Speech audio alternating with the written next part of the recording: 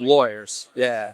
My name's Scott Knudsen. I am the VP of Revenue Operations at Rankings.io. We do digital performance marketing for lawyers, specifically like personal injury lawyers. We're selling to lawyers who are really ambitious people. Our founder is a really ambitious person. And so any company that's trying to grow, right, it's like, how do we scale? How do we get bigger? How do we get better, right? And almost always you hit this bottleneck of process and data and how do you get something you can actually build a foundation on. And so for us, we scaled a little bit on our own, just kind of bootstrapping, but we like smashed into this wall of like, well, how do we know? How can we build something that's like we can rely on and actually build a proper foundation on? And so for us was like, okay, they can come in and build something that we know is going to work, that we know is like proven and sophisticated.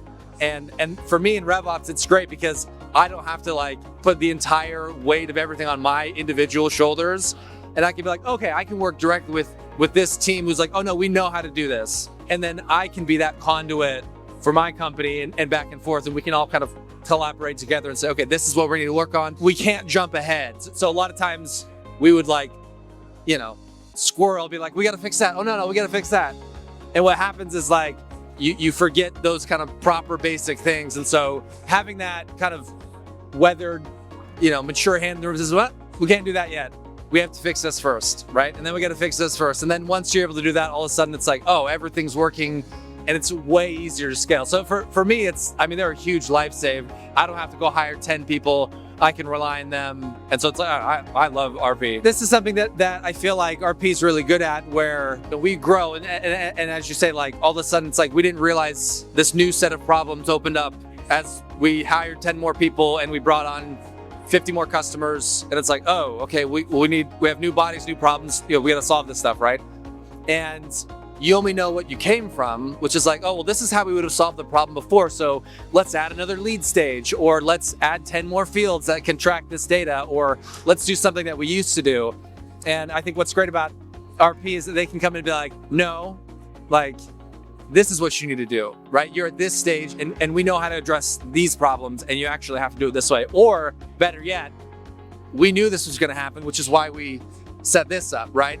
And so sometimes like life cycle stage or something like that, something that we were really careless about, didn't really care about, we're now seeing the fruits of it way later of like, oh man, I'm really glad that we relied on slowing down and fixing that first so that we didn't have to go and fix it later. And I love meeting with RP because there are times when we'll meet and we'll be like, all right, we want to do this thing.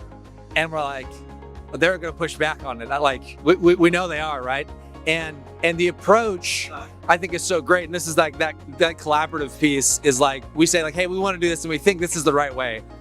And I'll give Dylan his flowers. He's like, I hear you. You're not totally wrong, right? And there's some part of this I think that's right, but you're not thinking about this, you're not thinking about this. But I'm going to take that and we're going to be smart about it. And then we're going to come back and present a solution that works, right? And so what I like about that is I think without that, we would have been like, oh yeah, this makes sense. Let's just do this. And like not be aware of the problem and then come up with that problem later, be like, man, like what were we thinking? Like, why did we do this, right? Whereas by saying like, hey, we want to make this change first. And that's kind of how I do a lot of changes now. I'll go to Dylan, I'll be like, hey, I want to do this. I just want to like run it by you guys really quick and make sure that you guys didn't need to scope anything out. And he'll be like, no, it seems great. And then I can go and execute, right? And that's something where they don't have to spend extra hours and time working on stuff that we can do. But when we come across something that's like, oh, this is going to be a change that could have impacts, we can go to them and be like, this is what we want to do. This is why. They could say, okay, yeah, or yes, but we need to do it this way. Or like, you were thinking about adding this additional life cycle stage or additional pipeline stage or whatever. Instead of that, do it this way because of these reasons. And it's like, oh yeah, I guess I didn't think about that.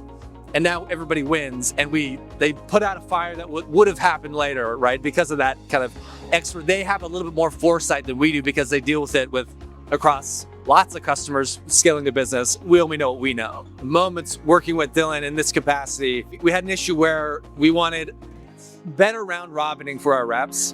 And there's a very popular round robining solution out there that we like looked into. We're like, I don't know, this seems like it could work.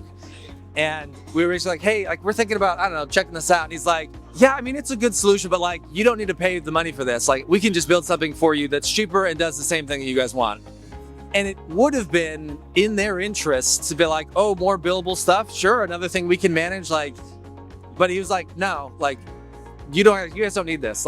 We'll do something quicker and easier that now it's one less headache you got to worry about. Right. And I really appreciated that of it's, that kind of trust you want in a partner where they genuinely are looking out for your best interests. It's hey, this would benefit us to get more sticky and have one more thing that we control so you rely on us. But instead it's no, we want to put you in a position where even if you severed tomorrow, you wouldn't, the ship wouldn't crash without us at the helm, right? And I think that's a really powerful, partner that can have the confidence to set you up that way.